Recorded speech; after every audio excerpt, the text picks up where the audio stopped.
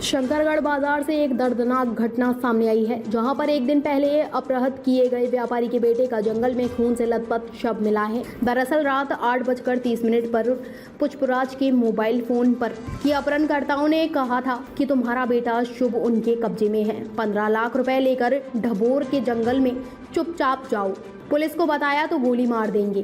पिता ने गुपचुप तरीके से बेटे को छुड़ाने का प्रयास भी शुरू कर दिया था। जानकारी मिलने पर पुलिस सक्रिय थी और शुभ के सकुशल रिहाई के लिए प्रयास कर रही थी। अपहरणकर्ताओं की लोकेशन जनपद सीमा के ढबोरा और बरगढ़ जंगल में मिली थी, जिस पर प्रयागराज पुलिस ने बरगढ़ थाना प्रभारी अंजनी कुमार सिंह से भी संपर्क किया था और हाईवे पर नाकेबंदी कराई थी। लेकिन आज सुबह सूचना मिली कि जंगल में एक बच्चे का शव खून से लथपथ पड़ा है। सूचना पर पहुंची पुलिस ने शव को कब्जे में लेकर पोस्टमार्टम के लिए भेज दिया है। शंकरगढ़ के सदर बाजार निवासी पुष्पराज केसरवानी उर्फ विक्की का बेटा शुभ केसरवानी 14 शनिवार की सायकाल लगभग 4 बजे घर से निकला था और फिर लौटकर घर नहीं आया था। परिजनों ने किसी अनहोनी की आशंका जताई।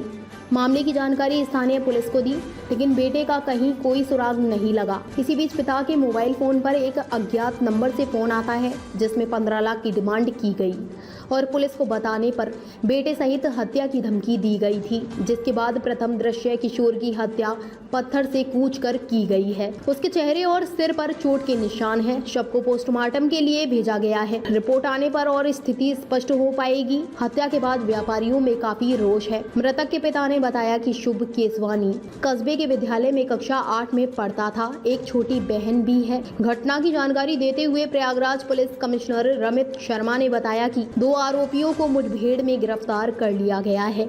आरोपियों से पूछताछ की जा रही है। कार सब ये बताइए, चला हमारे साथ। हाँ हम देखे ना वो भाई बरगढ़ जिसे जाते हैं तो हमारी मालूम है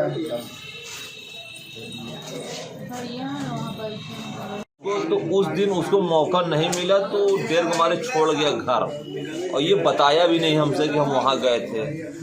ये कल व्यापारी का माल आया, पूरा एक माल अंदर पूरा रखवाया है। उसके बाद जब हमको देखा तो धीरे से 9 2 11 हो गया। तो भाई जिसे चला गया अपना आ जाएगा, रोज इतना घंटा 2 घंटा खेलेगा, चला आ जाएगा। तो वो बंदा ड्राइवर का भाई मेरे सामने गया, उसके साथ एक लड़का, मेरी नज़र से नज़र उसकी मिली है। जब फोटो कल सर हमको दिखाया हमको ये तो ड्राइवर का भाई है हमारा। तो गया तो उसके बाद मैं व्यस्त हो गया, कोई पता ही नहीं। जब 7 बजा और मतलब मामा जी का लड़का है तो पेमेंट भेजना, तो हमारी आदत हम घर में सबको भेज देते पैसा। तो काफ़ी देर हमको पैसा भेजा आवा तो हम इसके पास खुद गए पहुँचाने। कोई काफ़ी दूर गए, सारा घर नहीं आया।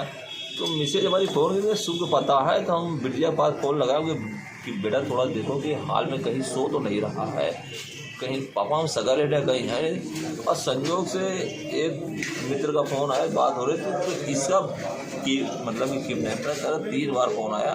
तो भैया 2 मिनट रुको यार, किसी का फ़ोन आ रहा है। 3 बार आया, अब उसको रिसीव करना चाहता था, कट गया। तो हमने उसको 2 बार पलटा फ़ोन, तो फ़ोन उसका भी व्यस्त आ रहा, फिर वो पलटा मेरे पास कि ये नंबर शुभ से मिला है। हमको बताइए भैया क्या बात है आपको। तो कहीं मैं डभौरा जंगल से बोल रहा हूँ, हमको डभौरा जंगल से बोल रहे थे। बोलिए आप। तो कहीं शुभ हमारे पास है और हमको 15 लाख रुपए चाहिए कैश, नहीं तो बच्चे को गोली मार देंगे। इतना कहते हमारे जीव बुरा जुड़ा, तुरंत फ़ोन काट दिए। अपने भैया के पास गए, उनसे सारी बात बताई, तुरंत 107 लगे, मतलब तुरंत तत्काल कार्रवाई चालू होगी। और डभौरा में थोड़ा सा ससुराल है हमारा, तो वो थोड़ा सा पहुँच वाले हैं, तो वो अपने स्तर से पनवार थाना, हर थाना मतलब लेके अपने सर्च में लग गए वो। और ड्राइवर मेरे टच में था कि भैया उससे पूछे यार, हमको थोड़ा सा शक हुआ ड्राइवर के साले के ऊपर। तो हम यार ये बताओ कि मोनू कहाँ है। भैया मोनू तो घर पे है, सो रहा है। तो बातें खत्म हो गई। फिर ड्राइवर 6 बार फ़ोन मेरे पे लगाया, मैंने फ़ोन उससे बातें तो काट दिया। फिर उसके बाद मैं फ़ोन लगाया कि भैया कहाँ हो। जब सर ने फ़ोटो दिखाया कि ड्राइवर को पहले थामो, तो मैं गाड़ी के पास भाग के गया। तो कि इसको मैं फ़ोन लगाया फिर यार कहाँ हो लोग ना, कि भैया हम घर में हैं। तो कहीं कुछ बात भई क्या, हमसे नहीं कोई बात नहीं भैया, कहाँ गए घर में, हमको ठीक है घर में रहो। तो हम लोग तुरंत भागे उसके घर तरफ।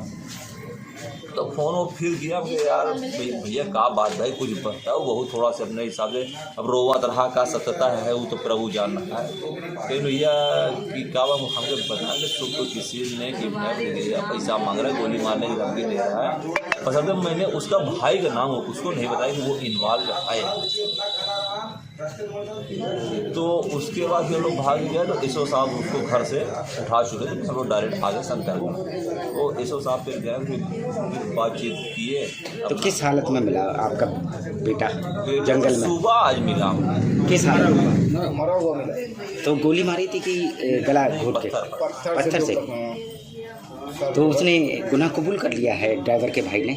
अभी कुछ जानकारी नहीं, अभी वो कहाँ है पता नहीं। अभी पकड़ गया कि नहीं आप? कोई जानकारी नहीं, कोई जानकारी नहीं सकती कभी। क्या नाम था जिन्होंने पकड़ा हुआ है? क्या नाम था जो पकड़ा गया है? नाम नहीं मालूम, मतलब जैसे चिंतित है ना हम, नाम नहीं मालूम। कस्बा व थाना शंकरगढ़ के अंतर्गत पुष्पराज केसरवानी एक वहाँ पे दुकान करते हैं। उनके पुत्र शुभ को कल उनके एक ट्रक्स जो चलते हैं उसका ड्राइवर जो है उनका भाई और उसका भतीजा और रिश्तेदार ये उनके बेटे को जंगल में खरगोश दिखाने की बात कह के उसको अपने साथ ले गए और इन्होंने वहाँ पर ले जाके उसकी हत्या की। और हत्या करने के बाद इन लोगों ने बाद में एक कॉल मिला दिया और कॉल मिलाकर इन लोगों ने एक रैंसम मनी की बात की। इसमें जब विवेचना चली, क्योंकि पहला जो उनके द्वारा कॉल था वो 8:15 के आसपास था, जो रिस्पॉन्ड नहीं हो पाया, 2 कॉल्स पे कोई रिस्पॉन्स नहीं दे पाए परिवार। बाद में उन्होंने कॉल बैक किया, तो देर से कॉल बैक करने के बाद उन्होंने ये बात कही और फ़ोन काट दिया। तो इस पे फिर उसके बाद पुनः कोई कॉल दोबारा नहीं किया उन्होंने। इसकी टेक्निकल एनालिसिस और अन्य सूत्रों से जानकारी करते करते फिर जो व्यक्ति है गणेश इस तक पहुँचे और गणेश के साथ में मिलकर रात भर कॉम्बिंग हुई। फिर इनकी निशानदेही पे ही यहाँ बरगढ़ का जंगल जो जनपद चित्रकूट में पड़ता है वहाँ पे शुभ की बॉडी मिली। इस गणेश के द्वारा बताया गया कि जो 2 मेन अभियुक्त हैं वो शंकरगढ़ में एक निर्जन स्थान पर छुपे हुए हैं और वो भागने की तैयारी कर रहे हैं।